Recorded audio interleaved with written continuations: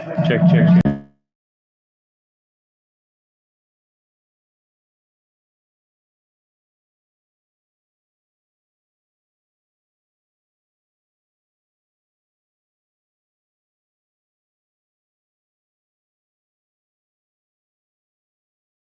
Check, check, one, two, check, check, check, check, check, one, two, check. I can hear it Check. in Okay. if it's computer.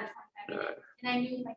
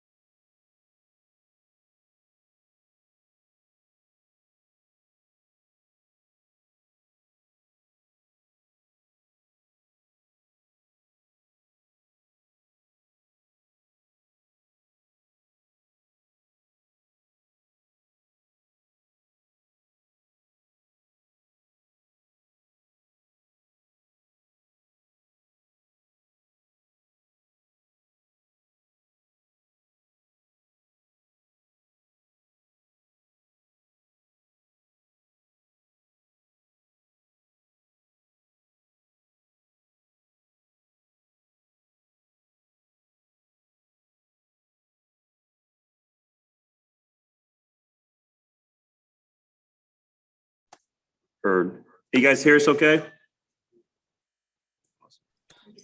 Yes. Somebody's got their.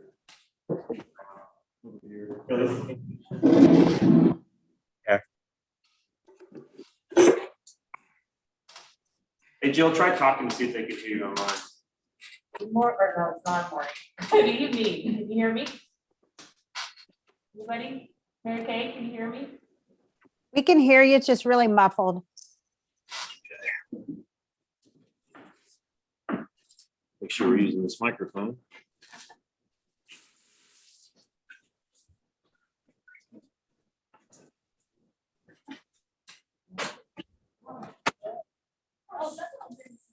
Oh, did you go up late? Baseball. Ah. It's not using that one.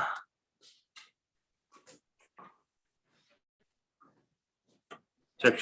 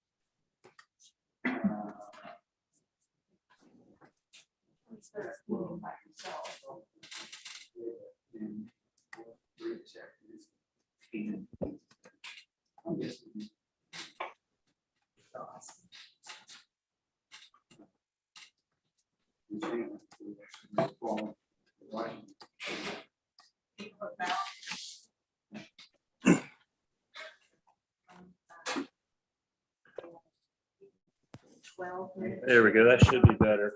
Jill, try now and see if they can hear you better online. Can you hear me better now? I'll try to keep talking loud. That mic wasn't turned on before. So Okay. should be okay.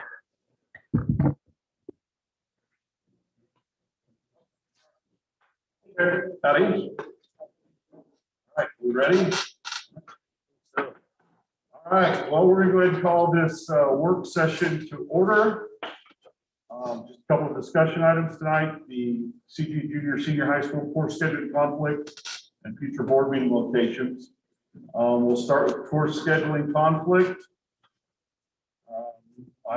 Who's going first, Mr. Cody? Well, yeah, I'll just kind of introduce the situation and just kind of recap real quick. We started turning our attention towards enrollment, and with that, obviously, a lot of logistics and a lot of layers go into that, and we have a lot of good problems to have this year, or this coming school year. We have record number of kids attending the Flint Hills Technical College. We have record number of kids taking DPL courses through Ingenuity, which is good because they're reaching out and doing things beyond what we can offer here on site, or there's a lot of enrollment conflicts where they want to take a lot of classes and they're competing with a class that's already opposite their schedule. So Ingenuity then offers that ability to still get the course, even though it's competing with an on-site course at the same slot in their schedule. So just a lot of layers going on. And so a lot of discussion's been had about how do we remedy that? And what do we do? And so that's where I'll turn it over to Jill and Kelly, and they have some information, data, and presentation they'd like to share to kind of walk us through it. Well, first of all, as most of you are aware that have been on the board, we knew there were some class size fluctuations. We obviously spoke to that as these classes, if you remember, we dealt with at the junior high level.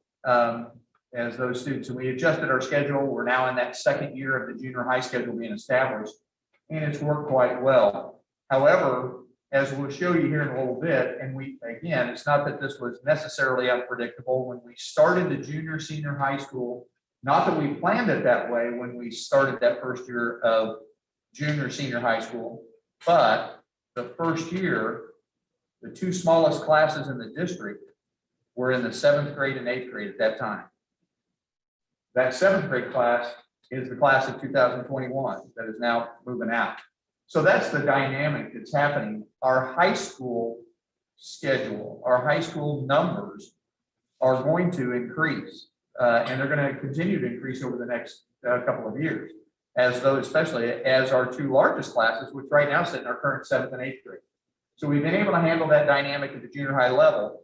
We still have need to keep those courses going. That's becoming a problem. We're going to share a little bit here at that junior high elective, as we don't call it necessarily elective, but there is an elective slot in there. But the dynamic that we have, we've always tried to say that we need to be as efficient as possible. And I would tell you, my challenge to Jill was, as we go through the process of pre-enrollment, and we now are processing those 8th grade enrollment, again, large class coming into the 9th grade. We've always tried to deal with, let's do with the staffing we have. We've always feel like that's our obligation. In reality, we're seeing some conflicts that we saw in our schedule this year that are magnified a little bit by the fact that also one of the things that I wish didn't occur, but that we're having to adapt to and prepare for, is the number of courses that have been failed that's slightly greater than the norm. And so we have some credit recovery needs that then puts another burden on the schedule. That sometimes is what we'll say, we use our VPL, our online curriculum, to help us with. So it's a catch-22 that we feel like what we're asking for is to alleviate some of that, because we want to take some pressure off of right now for classroom instructors that are having to go take, because we do have good numbers in the VPL, numbers that are necessary, but as they come to take and cover a VPL online curriculum, they're not able to offer the core curriculum course that we now need more of at the high school level. So that's kind of what we're going to walk you through here in a little bit. It's kind of just explain that dynamic. We thought we could handle it. We probably could, but to do that, it's not, we think there's a greater loss of face-to-face instruction that we would like. The online curriculum is fine for what it provides us, but we don't think it's the best. We think face-to-face is the best. So having said that, you want me to jump into that? Can I share the screen? Why share the screen? Just real quick, terminology wise, make sure when we say BPL, that's the old term for virtual prescriptive learning. Now we use Edgenuity. It's the same concept. It's just a different platform. And so now Edgenuity is what we use for credit recovery, for enrichment courses, for courses that we don't offer on site, for competitive scheduling courses where a kid needs a class for a credit, but it's only opposite of a class that he or she can't give up. So Edgenuity is the one that we purchased a site license for this year. We used to have about 20 some seats still. Now we have unlimited seats, so we can expand. We used to have 12, then it went to 16, and now it's unlimited, and it's necessary. It has become, but there's some wonderful opportunities there with that. So it's not that it's a bad thing. The reality of it is it's evolving, and we need to adapt to it. So that's kind of where we're at. The other kudos to this system as a whole is that this problem is due to the success, I believe, of our IPS. Just think about what we're having to deal with: increased courses that kids want to explore and take in their interest area, increased participation in the Flint Hills Technical College. These types of things are a direct correlation to our work that we have done and this district has done for years, working on individual plans of studies and giving a more meaningful, engaging, relevant curriculum to kids so they can do something that's engaging to them, decide what they want to do post K-12 education. So these are good things that are happening. Unfortunately, it just takes resources, time, and energy and money. It's the cost of doing business sometimes. So they're good problems to have. So kudos to the system, because we wouldn't be having this conversation if IPS process hasn't been successful as it has been. I'm going to turn things over and let Jill. We put together just a quick PowerPoint trying to describe to you, and it kind of puts a little bit in gray and white here, kind of the concerns as we work through this. So I'm going to let Jill speak a little bit more, but I think maybe this first one I've already talked about, and then I'm going to let it go. Is it, in essence, as our class sizes are increasing, it's caused two things. Our two smallest classes have just or are just leaving the high school level, and our two larger classes in the district, two of our largest classes, are entering high school, about to enter high school. Now, what that results with is that even more sections of classes for graduation requirements are needed for next year and beyond. And those two large classes aren't anomalies. Everything under them is, we don't go back to small ones after that. So our scheduling concerns, some concerns that we have, teachers, both core and elective teachers are currently supervising power class and VTL courses. To give you an example, this current school year, Ms. Broman has a power class, Mrs. Schroeder has 3 power classes in her schedule. And a power class, we use those for students that maybe need more time in the school day to complete their assignments. Maybe they aren't able to do that at home for whatever reason, or their grades show a need for that. So that's what power class is, and there's definitely a need for those classes. Mr. Carter has a power class, Ms. MacGyver and Ms. Jarvis has 2. And you know some of those are core teachers and our elective teachers, and then BPL, which is again the Edgenuity online courses. Ms. Coover has 2 of those in her schedule, and she's a science teacher. Mr. Hibbler has 1, and he is a math teacher. So we take those teachers away from adding another section, and we have them covering power class and VTL. And that's more difficult for next year because with the sizes increasing, we need those extra sections. We usually try to look at like 20 kids per, if 20 kids can fit in, that's 1 section. Well, if you have 60 kids that need geometry, you got to have everything perfect for them to get in the exact sections that you offer. So really, it's very beneficial if we can offer more sections to allow scheduling not to be so difficult. Well, and not only that, also think about the implications. For instance, Mrs. Coover, she's giving up an hour where we could add a pathway course to her schedule to increase opportunities for kids to get interest in their areas. But she has to give that up to do the BPL class. So there's really a cost there, not a return of investment in having those teachers that have those types of pathways and core classes that could offer another section to supervise the BPL classes. Yeah, and I guess this one I already covered that. There's different reasons why that power class exists. We find that they are very, very beneficial for our students, and we need them in the schedule. I might also add that these are the sort of options in the schedule for kids. We try to keep those numbers low because those kids do need support. They need more support. So the need for VPL still exists with expanding offerings. We have 36 new electives that we offered. We added this current school year. We've got the careers in architecture, careers in different computer careers in law enforcement. And so kids are choosing those classes. So we want to have those time slots where they can have those in their schedule, but we only have so many. Mr. Hula does BPL all day as well, or 3 hours out of the day. He can't have all those kids. So if we can only offer it so much, then we're limiting those offerings for them. Credit recovery, we still have those kids who have failed a course and we need them to go back in the course if we can't get them back face-to-face with a teacher. So definitely a larger need for VPL than it's ever been, for sure.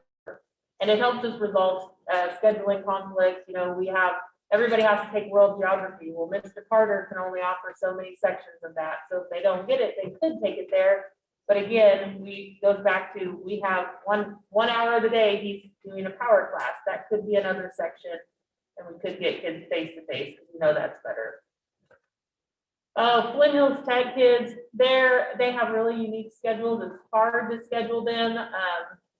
It always has been. They're only there the last 2 hours of the day, and Junior, who's at Flint Hills Tech, still needs to come back and take English, which is 2 sections of it. U.S. history, and then possibly a biology or a math class. And so it's just really tight. And the last couple of years, those kids have had to take some of the core classes required for graduation in the VPL room online because it just doesn't fit in their schedule. But the challenge where Mr. Doty was sharing earlier about this being a good challenge, Our Flint Hills Tech College enrollment, again, that's juniors and seniors attending Flint Hills Technical College, has probably averaged fluctuated between 6 and 10 students. Next year, right now, we know we have how many, Jill, that have enrolled for Flint Hills Technical College? 28 or 32. No, 8, no, I think it's 8. There's 18 for sure. There's 5 that have yet that possibly could get in, but the bottom line is That's new ones, right? Not including the ones. No, that's everybody. that's everybody. We'll have twice as many as we've had in recent years. And again, that's a good problem to have, but what that does is that means there's more kids when they return are going to be needing those specific 2 hours to be very well defined. That ends up by having more there, that ends up restricting a little bit there. So we've got to have a little bit of a give to help accommodate those kids. We want that to be a good thing, that they chose that, and we want them to have good selection of opportunities for their core courses when they return here.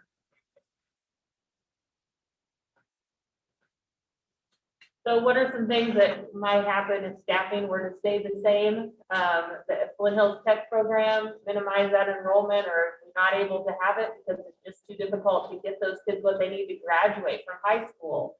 The exploratory classes that we offer for 7th grade, those, we use high school teachers for that. And so that also creates a problem. So the class sizes increase. We can only have so many kids in certain classrooms or in all classrooms. Obviously, it's how they fit, but yeah. So where do you put kids when class sizes keep increasing? More scheduling conflicts, larger BPL classes, that limits the individual support that BPL teacher can give them, and less one-on-one instructions in classes. You've got struggling students, additional power class time. It just all kind of is a cycle. It all fits together, and it all affects one another. So In talking about that last piece, one of the discussions that we had, because our BPL courses currently, the good news is you can handle more.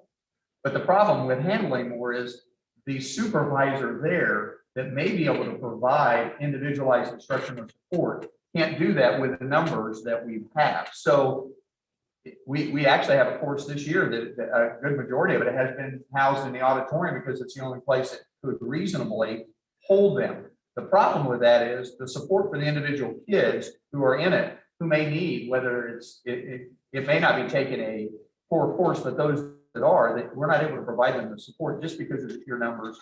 Again, we can handle them more in an online curriculum. The downside to that is the individual support isn't as effective. Well, let's expand on that a little bit. I think that's an important concept, especially when we're talking about credit recovery and then what's going on right now currently with the pandemic and kids that need those credits to be able to reach their goal of graduation and move on post-secondary.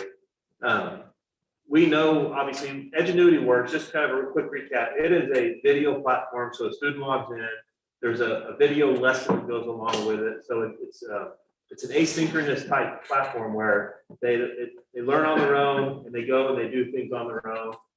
But without that adult piece, that teacher who can provide support and kind of like a flipped classroom model, basically go in and work on individual concepts and target a kid. We truly can't do a credit recovery system because the kid failed a class in person, most likely the majority will not be successful on a video lesson trying to get that credit back. So it's kind of a flipped classroom model when you think about a true credit recovery, where the platform is there to support the student and the teacher targets deficits and does mini lessons that help fill the gaps what the student missed while they're in class. And then the student can then use the platform online to finish up and receive the credit. So you got to have a balance, which requires a human being to be able to support that student during that time. So that's why a mass herd mentality of 30 or 40 kids in the auditorium just doesn't work, because the teacher can't support all those kids in that amount of time effectively. Oh, and I don't think BPL was, that Edgenuity courses were never really created to have no mini lessons at all. I mean, I have concern for all those courses, not just the credit recovery ones, that kids need to be checked on how they're doing. And we just aren't able to with those big of numbers. There's definitely a progress monitoring piece that goes into making sure kids pacing themselves correctly, kids staying on task correctly, kids are even the kids who are taking it as a supplemental course, not even a credit recovery, they have to be self-motivated. They have to be structured. Because it's not like a teacher's in the classroom every day checking their progress, giving diagnostic, mini exams or mini formatives and daily lessons and homework and follow-up. So the student has to do that on a self-motivated basis. And so that's what a lot of our VPL teachers really concentrate on, is that pacing. They enter the grades into the system. They check on the pacing to make sure that the student's on track to be able to finish on time and so forth, and then they go in and reactivate quizzes and lessons and tests. If the student fails a test and needs to retake it, they have to reactivate. So it's more of a logistical operation right now. How we handle it. Our hope is basically for you to consider is to have the ability to add a staff member that would be used for staffing a power class, and we'll still have those needs for power class and or online curriculum support. Those numbers will still exist, we know that, but we can diminish those numbers, and by having another staff member to take that load off, it allows us to offer more sections in the classroom. Both of these are going to be problems. It allows us to not have to put some of which we've been doing. As she shared some science, we have a large number of science courses. The science teachers were actually supporting this for us this year. It would be better if we could have them offering either their science core courses or even elective in their areas or pathway courses in their areas. That would be a better way to serve that. So we think we could help the master schedule and thus help kids and staff if we had one more person to be able to shoulder that and help take the load off. That's what we're asking for, is the ability to have a staff member in that position. We don't know whether that's, and then once we open that up, we'll know what sort of staffing specifics they'll have, like whether they're certified in any particular area or anything like that, if that's a certified person. Sorry, I can share, looking at numbers as I work through the schedule for next year, Mrs. Schroeder, we need to offer the advanced physics again because we have a need for that. And then we also have an increased interest in astronomy on her schedule. So that takes those 3 slots that we were using for her to do power class. And that's still a really tight schedule with all the numbers, but she's needed to teach those core classes or those science electives because we have that big interest in them. So that's just one example of how some of the power class or VPL hours that we had scheduled are going away because we need more the teachers in other sections. Well, and that's a great point.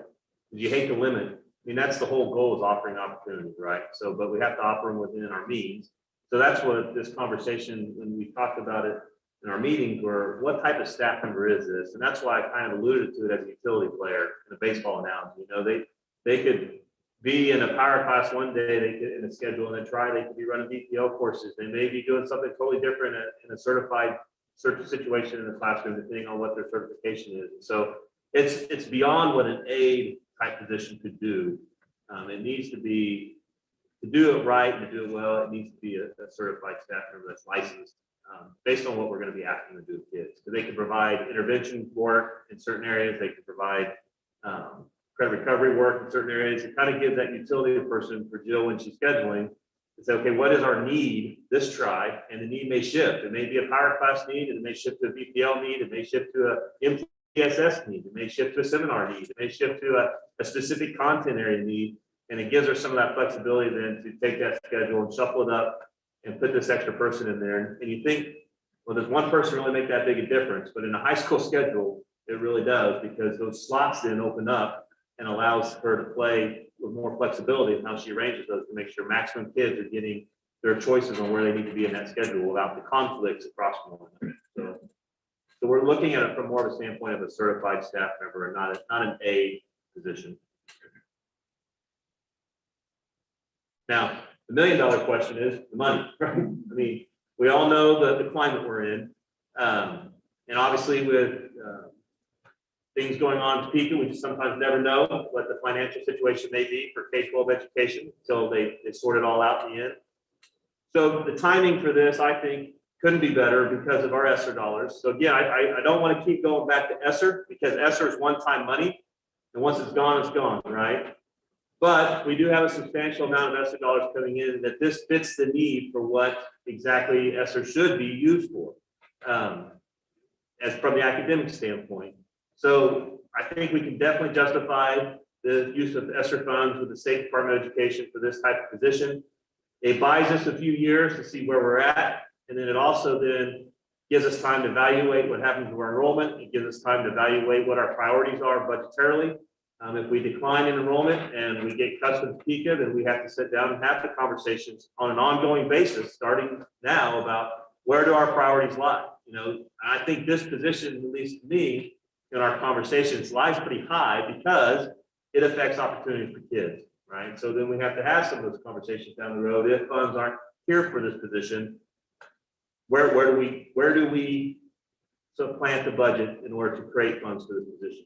What needs to go? What is a current want that's not a need that we have to cut in order to fulfill this need? Because I think this is a priority of a need in order to make sure kids are getting opportunities at the high school level that they need to have. So that's an ongoing dialogue. The good news is we've got several years to keep that dialogue going to see how the landscape changes in K-12 education and funding and our enrollment for the next several years. So we're lucky in a sense that we're in the timing we're in with the pandemic and the federal funds that have come in, because we'll get a little over about $1.5 million in federal funds. We've already spent about $250,000 of it for the ESSER one part for expenses that we experienced during the pandemic. And now we still have about another $500,000 coming in ESSER two, and we don't know exactly what our ESSER three amount will be yet, but it's probably somewhere around $800,000. So it gives us some flexibility, but those funds are very rigid on how they can be spent. There's guidelines from the federal government that you can only spend them on COVID-related items. And so this would fit right underneath that. We could tie to COVID because of our need for additional opportunities for kids and credit recovery and intervention work and power class and seminar work. So it's a good timing to use those funds to help fund this position for now. I would add, and this probably isn't one of those things you say in front of board members that we're asking to take us up on our request. The reality of it is probably I wouldn't have been encouraged to be nice to Jill and turn to her and say, hey, figure it out. Because again, I would tell you, we would be able to, we could put a schedule together. The reality of it is we think we have an opportunity here that matches what the need is and what the money is actually for. And so it seems to me that it would behoove us to at least look into that and come to you with the idea that we think we can put together even a better schedule for the sake of our kids and our schedule. Well, by making the schedule better, it'll make it better for our kids and our staff. So again, our request is that we be given the opportunity to have another hire. And I think versatility it would be a structure that might help, because the reality of it is attrition occurs. I'd like to tell you that everybody wants to stay on their staff and it's here forever, but it doesn't. It happens. And with a versatile person, if we hired such a person to fit that, might be able to adapt should our needs change in the years to come too. I'll stop. Can I ask a question? Yeah, what kind of questions did they have? Reset the sound system. I know it's probably all. Can we pull them back up on video too? Yeah.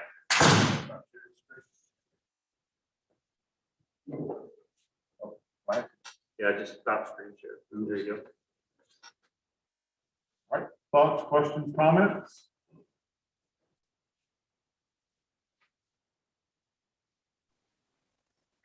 I just have a couple, I have a question. I think it's just a question. So the students who are in BPL and my assumption, I guess, is what I think I heard, that they maybe fail in BPL. Do they take that same class in BPL, or do they go back to an in-class setting? Or am I understanding it incorrectly, that they maybe fail a core class and then recover the class in BPL? Jill actually deals with the nuts and bolts of it a little more often, but the reality of it is we try to play this. We prefer face-to-face always. That doesn't always happen, and especially if when kids have multiple courses they need to recover. So that the question is, what becomes the priority to take face-to-face and what becomes the one that is the best alternative if it has to be in an online curriculum. We still feel like we're going to have the need for that. That's not going to change the online curriculum. Our preference is always for face-to-face. The good news is if we make this change, that opportunity becomes better because we'll have the opportunity to offer more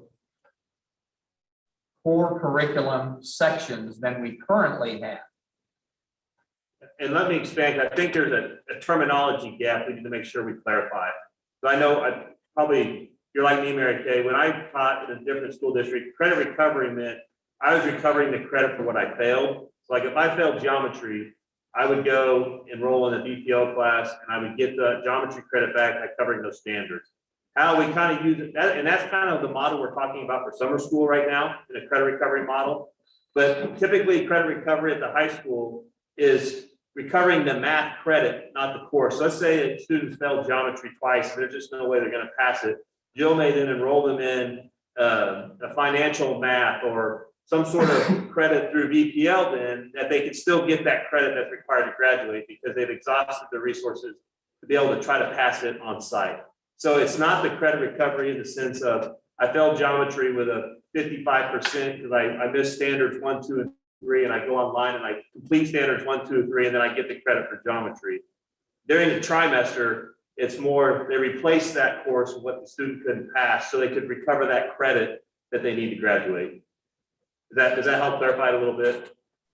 And an example, Mary Kay, of when we couldn't get it back face to face, maybe a student failed English 2A and try 2. It's not offered face to face in try 3. So we don't want them to get behind in English credits. So we want to try to give it to them again in the VPL sense, because that way they can get that English credit that year. So that would be an example of why we wouldn't put them back face to face to try to gain that credit back. It is one of the benefits of the trimester. That very analogy is as much as possible as you can.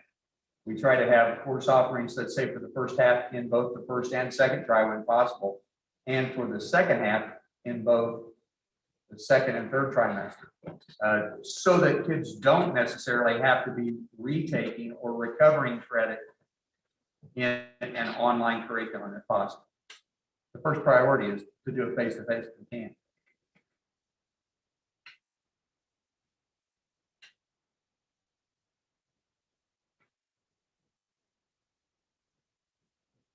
Others?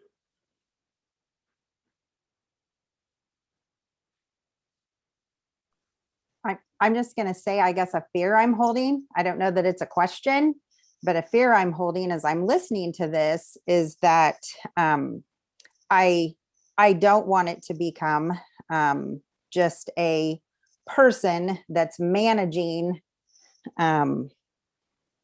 things in the building.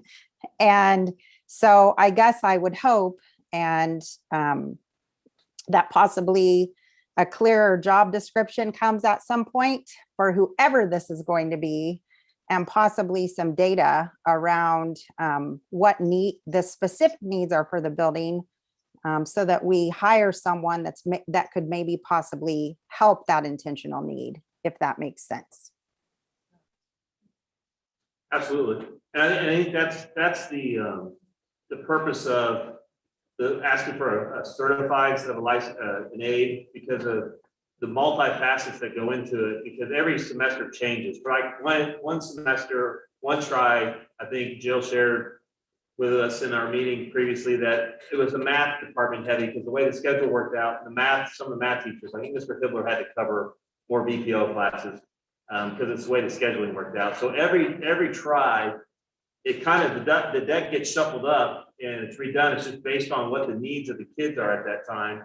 And so that's why the certified position adds some flexibility for what we can do with that person, just simply because they're a licensed and they're trained versus an aide that we would have an expectation for that they probably wouldn't be fair to them. So it's a very fluid position that would look differently trimester after trimester based on what the needs of building are and scheduling needs are at that time. Right. And I understand that. And I'm not trying to be argumentative. I think I can see the need here. There's clearly a need. I just don't, I guess a fear I'm holding is that it'll become a person we're just plugging the holes with. And I've seen that, you've seen that in places, and we just know that it kind of becomes a position that isn't clearly defined, and it can get out of, it just can get out of whack pretty easy if we don't have some clear definitions around what that person will be doing each trimester. Absolutely, yeah. No, expectations are definitely a big part of it. It has to be meaningful. It has to be someone that comes in and provides a meaningful engagement with kids, regardless of what position we're asking to fill at times. So yeah, absolutely. Good point. Others?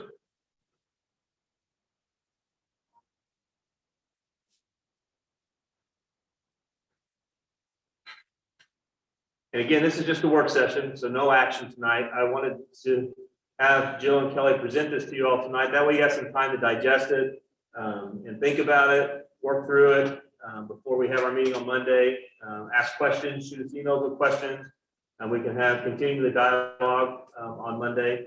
Due to the timing though, and like I told Jill and Kelly when we were talking about it, this is something in a perfect world we wish we'd have brought to you probably 6 months ago, but unfortunately, we're not living in a perfect world right now, and our attention is now shifting to enrollment, which has now brought a lot of these concerns up that Jill's been dealing with other things. We've all obviously been dealing with other things. So we're kind of behind the 8 ball a little bit. So to be able to attract a quality person, we want to advertise it sooner than later. So that's why we wanted to be able to try to make a decision in May.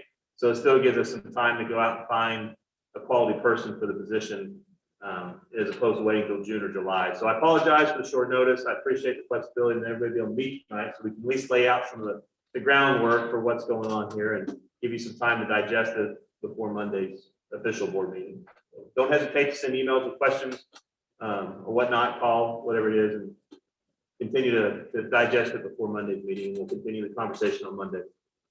I'd just like to say that I think that the pros definitely outweigh the cons. I can't even imagine telling my child who is a freshman right now that is planning on going to the VOTEC, that VOTEC courses are not going to be offered because we don't have someone to fill that slot, because my child would be absolutely devastated. So I think the pros absolutely outweigh the cons with regards to filling this position and what we can do for kids. Well, and there's a conversation we had, with Jay being the civics teacher. He's really advocating, like Kelly said, we could build a schedule of work.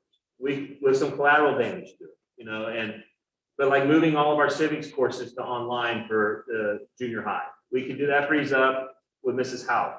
But then social studies, state assessments are coming back, and so Jay was like, I really don't, as a civics teacher, I really don't think that's a good idea. I don't want kids learning civics online only. They need to be in class learning it with a live person, a teacher, which is a great point we all agree with. And so there's that balance of trying to build the best schedule with the least collateral damage. And that's kind of the intent of all this, actually, to come up with a schedule that we can still offer those opportunities for kids without having to have any collateral damage to it. Those kids at Tech College coming back, if we can't build a schedule in the afternoon, they have to have the government, English 3, I think it is, or what's it? US history and English 3. Yeah, US history and English 3. So there's no way though, for that many kids, we could offer that many sections in the afternoon. So someone's gonna have to do a virtual class. Well, who draws the short straw on that if none of them want to do a virtual class, So this just frees up some, again, that flexibility to allow a more fluid schedule. Okay, anybody else have additional comments or questions at this time? All right, well, like Aaron said, if something comes up, make sure you get your voice heard. Moving on to discussion item B, future school board meeting locations. Yeah, so I wanted to make part of the discussion tonight to see what, with vaccinations being more prevalent now and then the CDC's guidelines changing that we can have in-person meetings with fully vaccinated people, or with, I think the guideline is one member not vaccinated from one household, but with social distancing, I talked to Dana's son today. She's comfortable with, if there's not students present in our meeting, if we did go back to an in-person meeting, and not having the option to wear a mask or not, because we can social distance. We can go in the auditorium, or we could be in this commons area and still social distance safely. So I just wanted to throw that out there to have the board. I think it's a decision the 7 of you need to make of what your comfort level is and what you'd like to do. If we want to move forward with being on site again, with the options for individuals to wear a mask or not. Now, if we have students, I would request that we have masks on for the time the students are there, or at least those that they're within distance of. If we're in an auditorium, and you're sitting in the front row and the student's presenting or something, if that comes up. But I think otherwise, for a normal meeting, we could go and be on site in person together, and social distance without a mask at this point. And Dana was comfortable with that. So I just want to throw out there so you all could have a discussion on what you'd like to do for future meetings. Thoughts?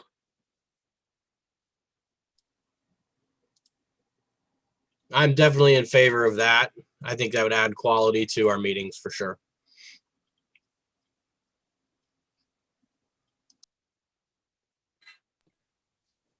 I guess you probably all know too, I'm in favor of meeting without masks in person. So.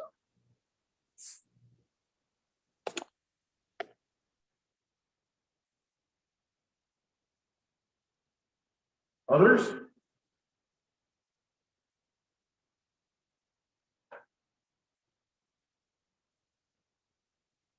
I support the idea. I'll throw it out there. I think we've done what we had to do. I think it's been a strain. I think it's been a challenge. I look forward to the day that we can come back and sit around a table. So I support it as well. But if there's people that don't, I completely get that. And if we want to stay the way we are, that's okay. But I guess I'd be interested to hear other thoughts. And we can always continue to offer the Zoom link. If Right. someone isn't comfortable coming on site yet, they can Zoom in. And being able to social distance. I think in our auditorium, we can spread out great links and still be able to communicate effectively. Absolutely. And there's nothing to say that if someone doesn't want to wear a mask, that they can't wear a mask. I'm just saying, I don't think it has to be mandatory. If somebody wants to attend via Zoom, you can do that as well. Just give people the option. Hey, Aaron, I just have a question. Have we thought about, are we going to continue to stream these indefinitely, or is that seen as more of a temporary thing in your eyes? 6 of one, half does the other. So, yeah, I mean, I haven't really thought about it indefinitely. So, I mean, I'm not opposed to it. And there's no reason not to stream them. A lot of districts have stopped. I don't know why. I've been meaning to ask them. I noticed they've taken down their Facebook posts of their meetings after the facts. I've been going to ask them why. I just haven't had the opportunity to. So I don't know if they ran into some issues or there's some legal issues. I don't know, but I see we have nothing that we wouldn't want to say in front of people. So I have no reason for them to be up on Facebook. Now we're doing a little differently tonight. You'll notice the link is on Facebook, but it's being streamed through YouTube. And the reason for that is it's just so it makes it simpler so we don't get lost in thousands of comments that become maybe detrimental to the purpose of the meeting. Now, I don't know how long we could do this because we are a branded school district, and meaning that we give Google free for education, and YouTube is a Google product. So sometimes they won't allow a branded school district, meaning that we are a Google school district, to have a free account on YouTube. So for now it's working. We've had teachers try before, and every once in a while Google will eliminate the account. So we'll keep trying though, and as long as it works, and we'll go through YouTube instead of Facebook. Even though the link is on Facebook, so you can get on Facebook right now, click on it, it'll take you right to the meeting. And Terry, I was just going to put in my input. I'm willing to return on site as well. I will probably continue to wear a mask as long as I'm navigating the nursing home, but I'm willing to meet back on site as well. Okay. And the Facebook vehicle, the medium, that is a great opportunity for people to actually see what goes on and listen to and participate. The fact that we've had several hundred people as opposed to virtually no one showing up to the meetings, I think that's a great Great deal. So if we can continue doing it, I think it's great for the community. It's great for transparency. Lets people see what we do. Are we gonna allow the public to attend in person without masking up? I think for now, I mean, that's up to you guys, but you just run, as long as students aren't present, you don't run a risk of quarantining a student or staff member. But the question was, everybody hear that? If a public, are we gonna allow public in to speak and to attend the meeting, or do we want them to continue to be, to address the board if they'd like to be online at this point? So what's your thoughts on that? I didn't talk to that with Dana. I didn't cover that with her, unfortunately. So I couldn't give you her input on that, but I can definitely ask her what her input is. What if we, and I'm just gonna throw out a hybrid idea here. If the first one, which is next week, we keep it to the board, local or in person, then in June, we open it back up to everyone, because then we don't have that risk of quarantining kids. And it also gives everybody kind of an opportunity to scale back into things, if you will. Just thinking out loud. Just ramp it back up. The stair step approach. Yeah. And Terry, I was just gonna offer this input. There are several ways schools are doing, districts are doing it across the state. But I've seen several in which they are not yet allowing the public into the space. And there are some doing it the other way, but I would say the majority right now are having the board meeting privately. In a space, not privately, but in a space. Yep. And navigating the public from online. It's just throwing that out there. Yep.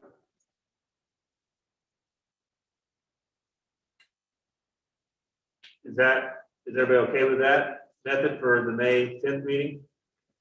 Having the option on site. If you like to come, mask being optional, and then we'll still stream it. And anybody that'd like to address the board has to do it through Zoom. We'll share the link. And if Zoom's a barrier to those, I mean, we can take a phone call too. I mean, there are other ways if we need to navigate that. I think we're willing. Yep, absolutely. Okay. I think I've got a pace for, I didn't look across the room. I think I kind of got an idea of being online because I can see your face easier, but everybody here okay with that? I would say that I would prefer that we would all be in the same room and not offer the Zoom option for board members. I think we just had this conversation about how this works for students, how the online option is not preferable to the in-person option.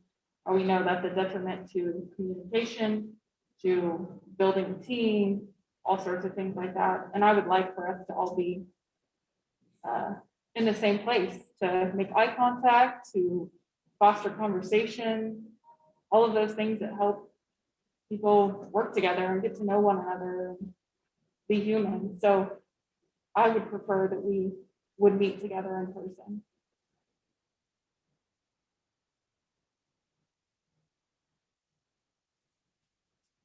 Everybody good with that? I think so. I don't see anybody terribly opposed at this point, so I plan on offering the meeting in person. If for some reason, over the next few days, somebody decides that that's not what they want to do, please let us know, and we'll keep the public virtual, if you will, for now, and we'll see where that goes in the months to come. Sound good? All right. That's our 2 items for discussion tonight. Thank you guys for coming in and making your presentation. We appreciate your time and effort. And thanks board members for your time as well. And with that, we'll be adjourned. Thank you all.